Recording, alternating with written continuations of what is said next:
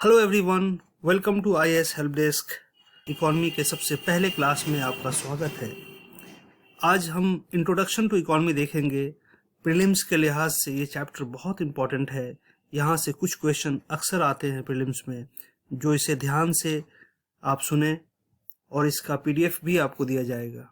IAS Help Desk announces the launch of Gist of NCERT books from class 6 to 12 for all the subjects. As you can see, it is a book on Indian economy and socio-economic development. Each book will cover the trend analysis of the subjects and then important topics from which previous year questions have been asked. It will cover all the chapters of the NCERT books and it will be in a point format so that you can revise it before the examination in an easy format. And it will cover the previous year questions from 2011 to 2023 as well as sample questions based on the NCERT material. You can download the sample material from here and if you found it useful, you can buy the ebook. Thank you. तो चलिए देखते हैं कि economics होता क्या है। सबसे पहले, economics is the social science that studies how individual, business, government and society allocate their scarce resources to satisfy their unlimited wants and needs. It involves the analysis of production, distribution and consumption of goods and services. So यहाँ पे एक important चीज़ वो है कि scarce resources की बात की गई है। मतलब कि हर इंसान का जो wants होता है, वांट्स एंड नीड होता है, वो अनलिमिटेड होता है, लेकिन उसके पास अनलिमिटेड रिसोर्स नहीं होते हैं। जैसे कि हम मूवी देखना चाहते हैं और पिज़्ज़ा भी खाना चाहते हैं, लेकिन हमारे पास सिर्फ 500 रुपये ही है। मूवी आएगा 350 रुपये में, पिज़्ज़ा आएगा 300 रुपये में, टोटल लगेगा 650, लेकिन हमारे पास 500 रुपये ही है। तो इसमें हम किसी एक चीज़ को चूज़ कर पाते हैं। यही फंडामेंटल कंसेप्ट ऑफ इकोनॉमिक्स दिखाता है कि रिसोर्स आपके पास लिमिटेड है, 500 रुपया ही है आपके पास, लेकिन आपकी वांट्स एंड नीड ज़्यादा है। तो उस पैसे में कैसे अपने आप को मैनेज करते हैं, अपने वांट्स एंड नीड को मैनेज करते हैं, यही इकोनॉमिक्स है। Now let's see types of economics. Types of economics क्या है? In a traditional economy, economic activities are based on cultural customs and tradition. People often engage in the same economic activities as their ancestors and there is little room for innovation. होता यह है कि जो लोग traditionally एक काम को कर रहे हैं वो जनरेशन बाय जनरेशन करते रहते हैं। जैसे कि फार्मिंग हो गया, हंटिंग हो गया, गैदरिंग हो गया, ये हमारे दादा ने किया था, हमारे फिर फादर ने उसको कैरी ऑन किया, उसके बाद हमने किया और हमारे बच्चे भी करते रहेंगे आगे। उसमें कोई इनोवेशन की कोई गुंजाइश नहीं है, वो है ट्रेडिशनल इकोनॉमी। सेकेंड है free market economy. Free market economy क्या है? In a free market economy most economic decision are made by individual and business. The force of supply and demand determine prices and there is a minimum government intervention. इसका मतलब ये हुआ कि free market में जो चीज़ों की price ऊपर होगा, नीचे होगा, ये इंडिविजुअल डिसाइड करते हैं, बिजनेस डिसाइड करते हैं, ना कि गवर्नमेंट डिसाइड करती है। यूनाइटेड स्टेट्स ऑफ अमेरिका एक बेस्ट एग्जांपल है फ्री मार्केट इकोनॉमी में, जहाँ पे जो डिसीजन है वो इंडिविजुअल और बिजनेस लेते हैं और उसके हिसाब से ही प्राइसेस घटते या बढ़ते हैं वहाँ पे। थर्ड है कमांड इकोनॉमी। कमांड इकोनॉमी क्या है? In command economy the government centrally plans and control economic activities. The state decides what goods and services are produced, how they are produced and for whom they are produced. मतलब ये हुआ कि जैसा कि हमने free market economy में दिखा था कि इंडिविजुअल और बिजनेस प्राइस घटेंगे बढ़ेंगे वो डिसाइड करते हैं, लेकिन कमांड इकोनॉमी में इंडिविजुअल बिजनेस डिसाइड नहीं करते, ये गवर्नमेंट डिसाइड करती है कि प्राइस कितना होगा, कैसे बढ़ेगा, किस हद तक बढ़ेगा। बेस्ट एग्जाम्पल है फॉर्मर सोवियत यूनियन, जो कि एक कमांड इकोनॉमी का एक बेस्ट एग्जांपल है। वहाँ पे गवर्नमेंट डिसाइड करती थी कि प्राइसेस बढ़ेंगे, कितना बढ़ेंगे और कैसे बढ़ेंगे। Mixed and open economies. Mixed economy क्या होता है?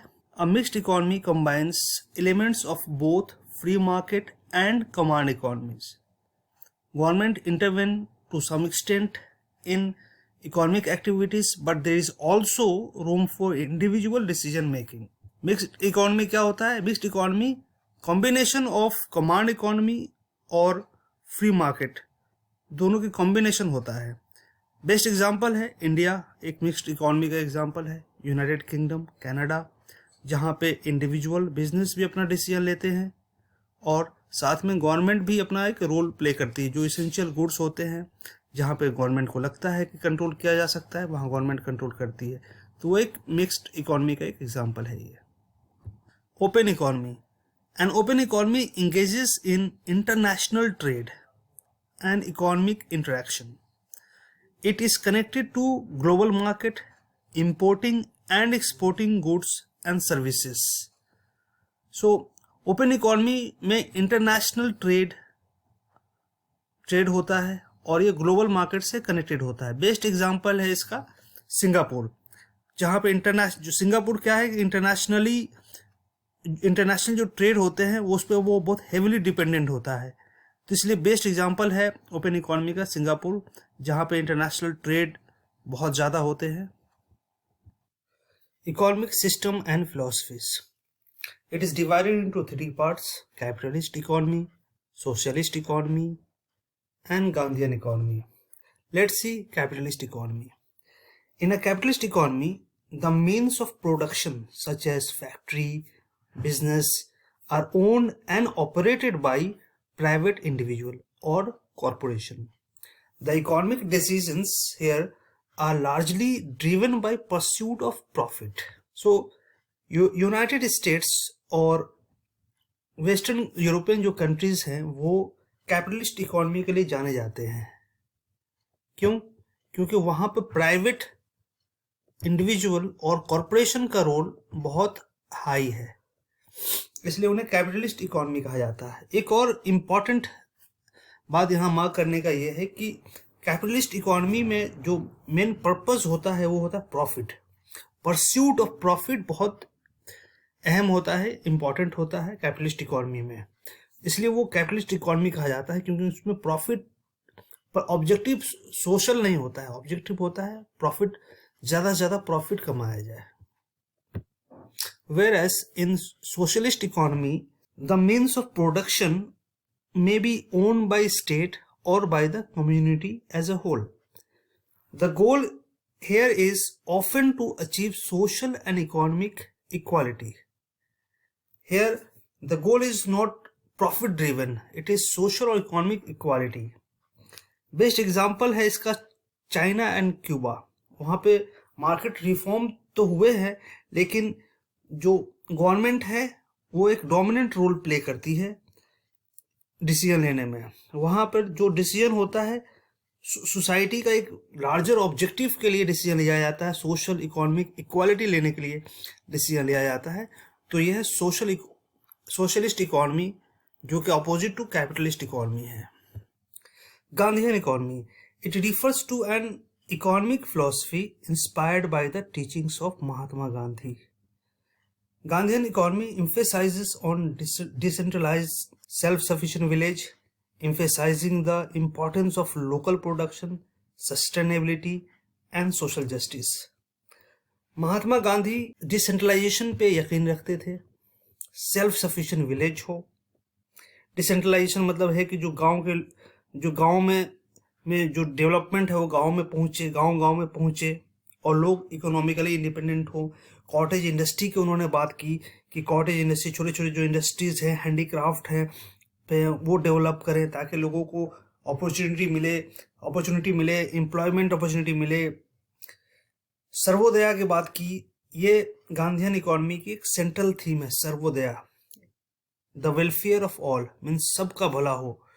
इसमें क्या है कि सारे सोसाइटी में upper class, middle class, lower class है, लेकिन गांधीयन जो सर्वोदय की बात करती है, गांधीयन इकोनॉमी, वो बात करती है कि सबका भला हो एक साथ.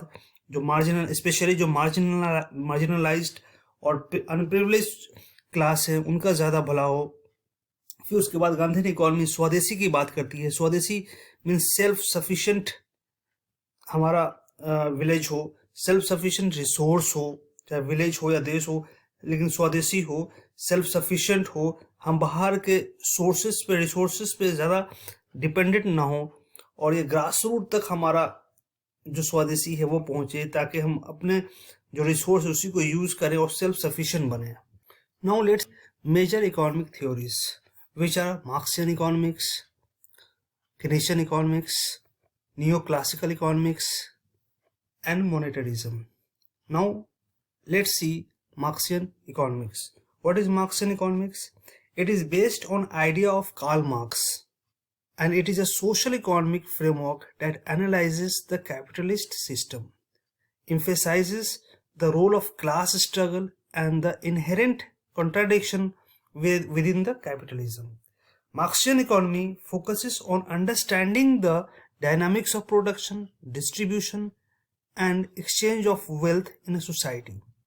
आइए इसको सिंपल लैंग्वेज में समझते हैं। मार्क्सियन इकोनॉमिक्स किस चीज़ की बात कर रहा है?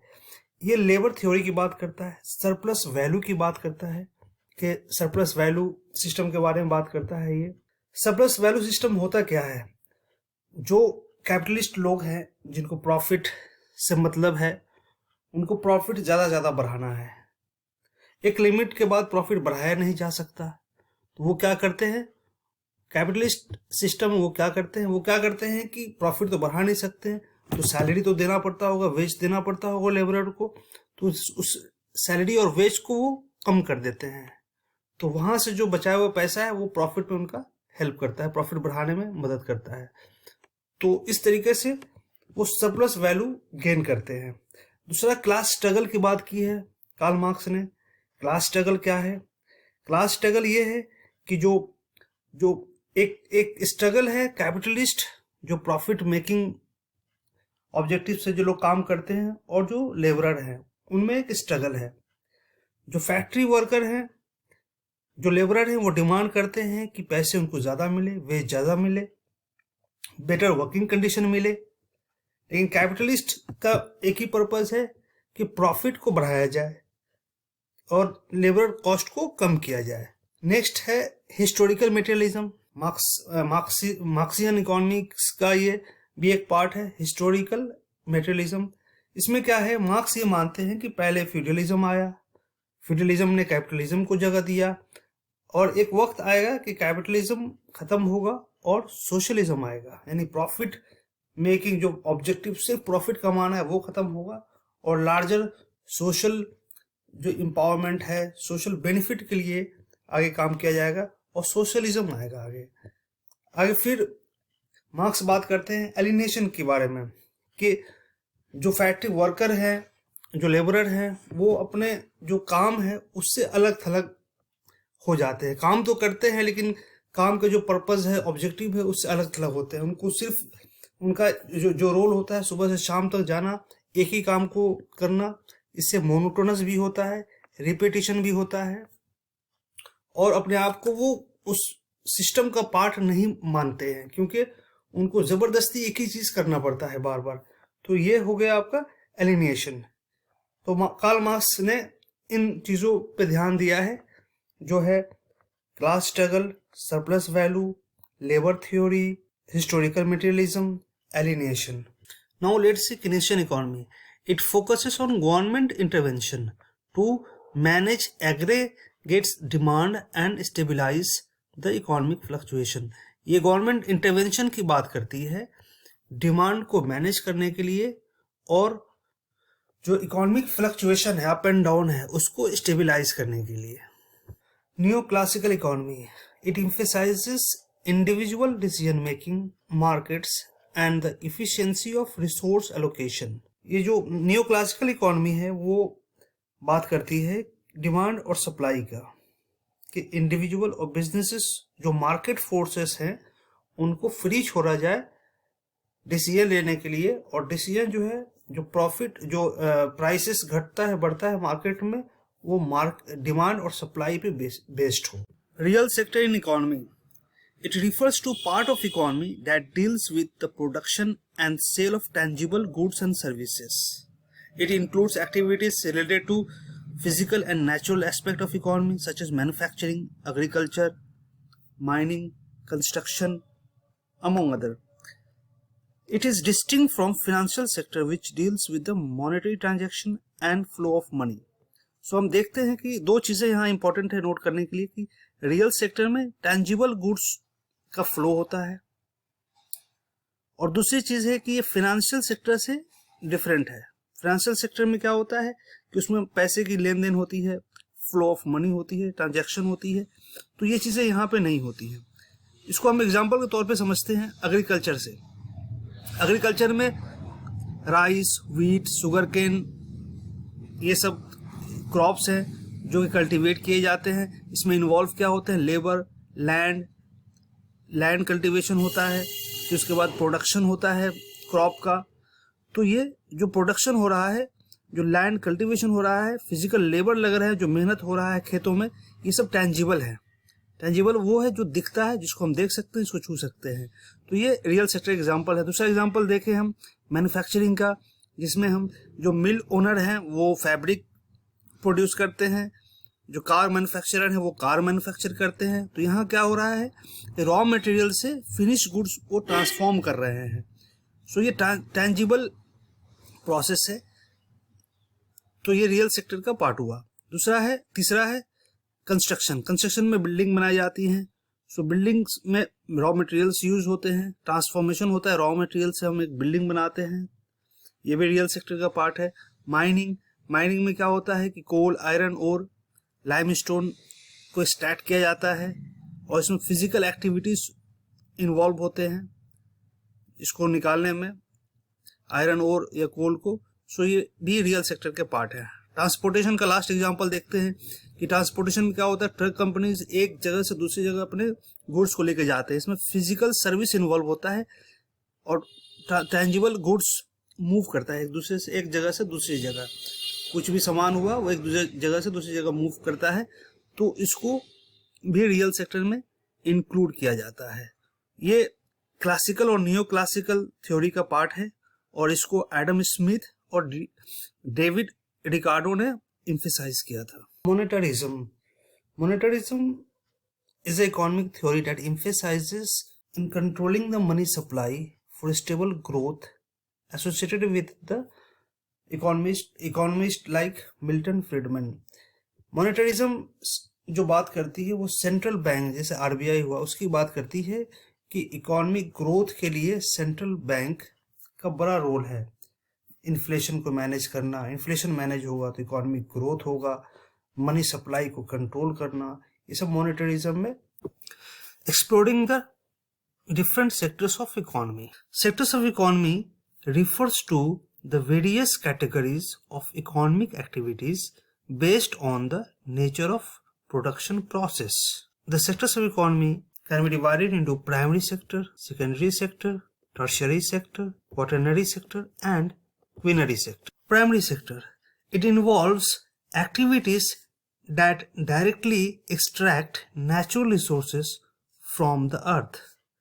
It includes agriculture, forestry, fishing, mining and extraction of raw materials.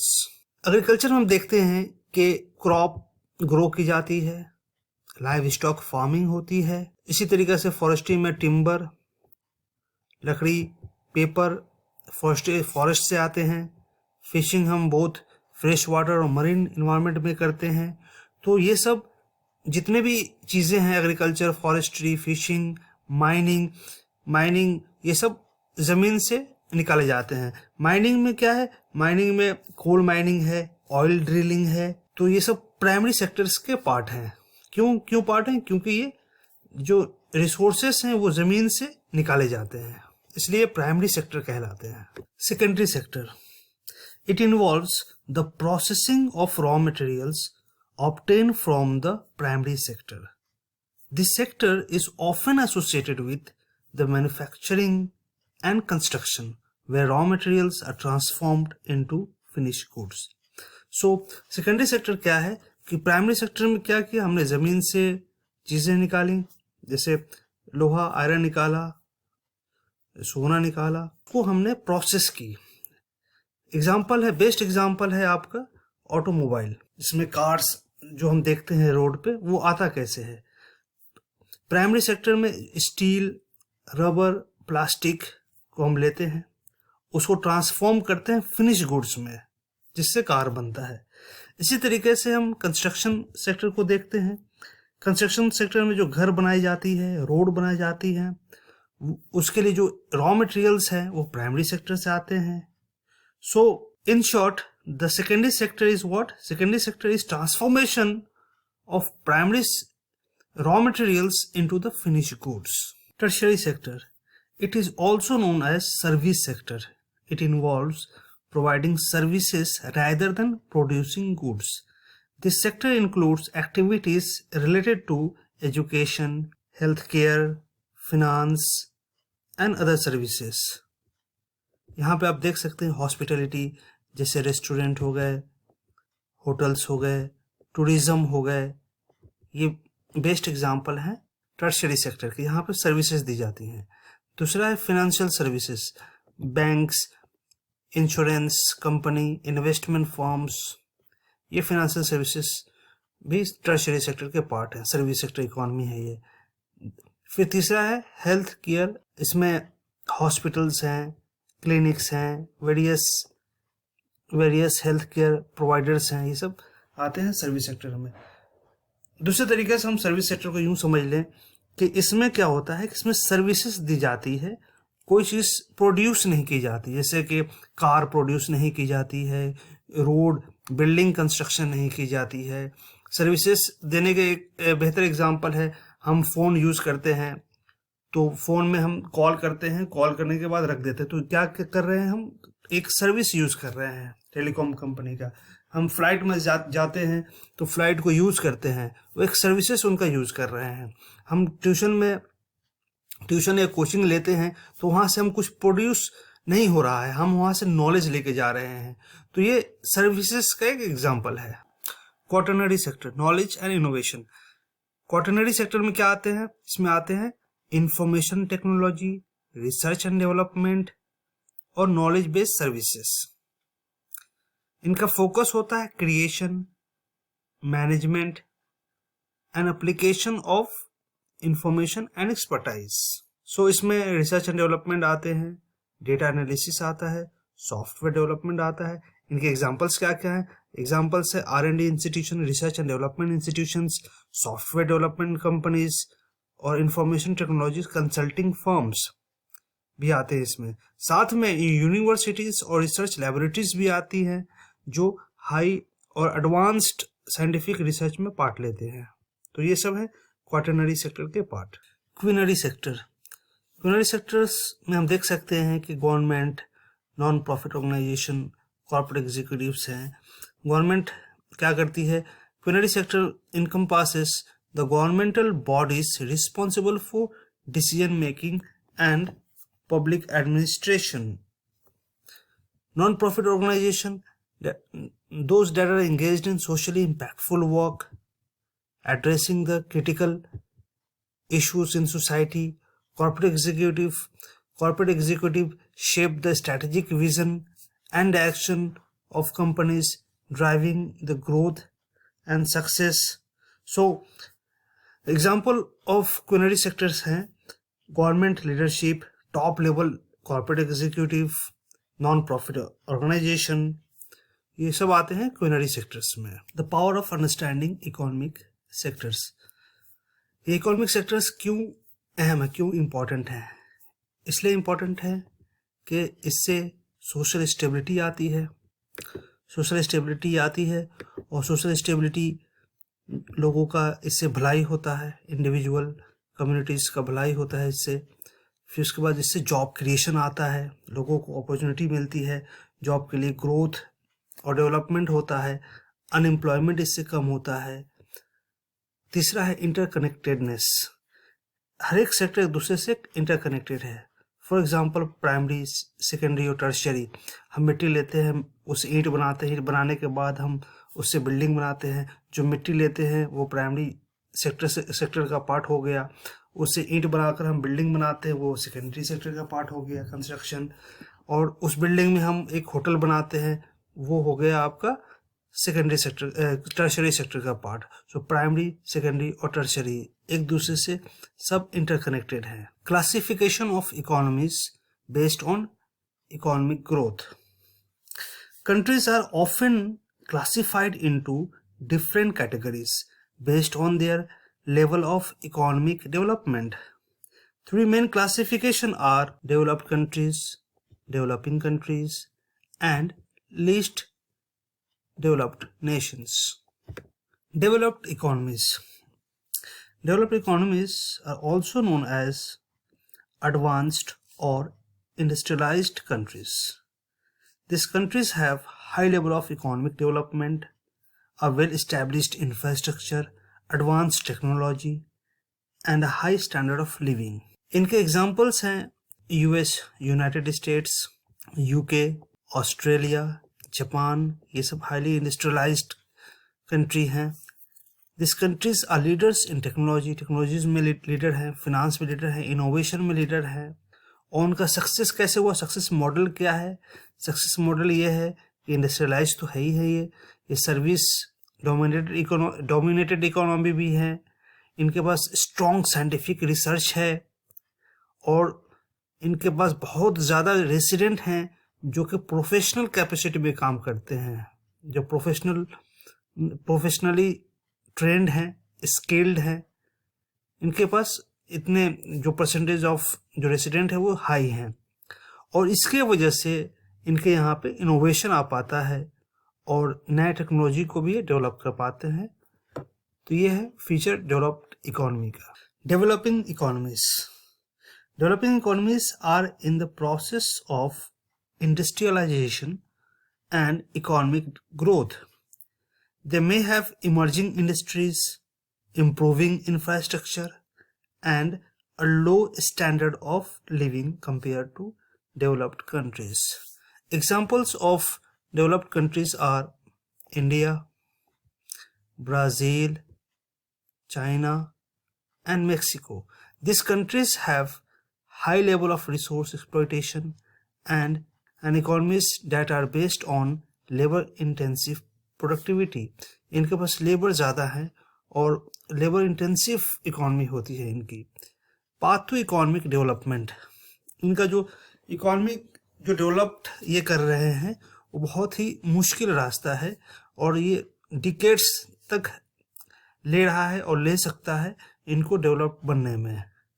इनके स्ट्रेटजीज होते हैं अपने आप को इंडस्ट्रियलाइज बनाना, अपने जो एक्सपोर्ट ओरिएंटेड ग्रोथ होना, जो कि ज़्यादा से ज़्यादा एक्सपोर्ट हो उनके प्रोडक्ट्स, और अपने हाई पॉपुलेशन को कंट्रोल करना। पाथ टू इकोनॉमिक डेवलपमेंट है इनके रास्ते हैं इकोनॉमिक डेवलपमेंट की तरफ बढ़ने के। इनके चैलेंजेस क्या क्या हैं? एक डेवलपिंग इकोनॉमीज के बहुत सारे चैलेंजेस हैं, जैसे कि इंफ्रास्ट्रक्चर, रोड अच्छे नहीं हैं, इलेक्ट्रिसिटी की प्रॉब्लम है, कम्युनिकेशन की प्रॉब्लम है, करप्शन सबसे बड़ी इशू है डेवलपिंग कंट्रीज में, पॉलिटिकल इंस्टेबिलिटी होती है, जैसे कि आपने श्रीलंका का एग्जांपल देखा, political instability, limited international trade and investment होते हैं इनके। इन सब के बावजूद, इन सब मुश्किलों के बावजूद इनमें बहुत पोटेंशियल होते हैं डेवलपिंग कंट्रीज में कि एक इकोनॉमिक पावर हाउस ये बने। Least developed economy. These economies are also called low-income countries or Global South. These economies face a significant challenges in terms of economic development, infrastructure, education, and healthcare. They often have low level of industrialization and high dependency on agriculture. इनके examples हैं Afghanistan, Haiti और Somalia. इन countries में social development के challenges हैं, economic development के challenges हैं, political stability नहीं है, इंटरनेशनल आइसोलेशन है। बावजूद चैलेंजेस के इन कंट्रीज में बहुत सारे पोटेंशियल हैं। अगर इनको इंटरनेशनल एड मिलता रहे प्रॉपर तरीके से, इन्वेस्टमेंट फ्लो करता रहे और सस्टेनेबल इकोनॉमिक डेवलपमेंट इनके सही जाते रहें, तो इन कंट्रीज में भी पोटेंशियल है कि अपने सिटीजन को एक ब्राइट फ्यूचर दे सकते हैं और एक ग्रोथ के रास्ते पे लेके जा सकते हैं। सो ये कैटेगरीज डेवलपिंग और लीस्ट डेवलपिंग इकोनॉमीज एक ब्रॉड कैटेगराइजेशन है, लेकिन ये कंट्रीज टू कंट्री वेरी करते हैं उनके स्पेसिफिक इकोनॉमिक और सोशल कैरेक्टरिस्टिक को देखते हुए। एक और बात यहाँ समझने की यह है कि डेवलपिंग थर्ड वर्ल्ड कंट्रीज एक बायसनेस के तौर पे भी यूज़ किया जाता है डेवलप्ड कंट्री के थ्रू, और ये ऑनगोइंग डिस्कशन है और इसमें ज़रूरत है कि और नुआंसेस लाए जाएं ताकि एक जो डिवीज़न है प्रॉपर तरीक़ा से हो सके। इकोनॉमिक डाइवर्सिटी और चैलेंजेस जो अलग अलग नेशन फेस करते हैं उसको देखते हुए। Summary, so classification of economy के फ़ायदे ये हैं कि एंटरप्रेन्योर्स, इन्वेस्टर्स, मल्टीनेशनल कॉरपोरेशन को डिसीजन लेने में ये हेल्प करती हैं। साथ में इनके इम्प्लीकेशंस क्या हैं कि अगर जो क्लासिफिकेशन है उन क्लासिफिकेशन से फॉरेन ट्रेड के समझने में हेल्प मिलती है, इन्वेस्टमेंट पैटर्न को समझने में हेल्प मिलता है, इस कंट्री को फॉरेन एड मिले, फॉरेन एड एलोकेशन किए जाएं, जियो पॉलिटिकल अलायंसेस को समझने में इससे हेल्प मिलती है। तो ये है समरी क्लासिफिकेशन ऑफ इकोनॉमी के। Thanks for watching our video. Please like, share and subscribe.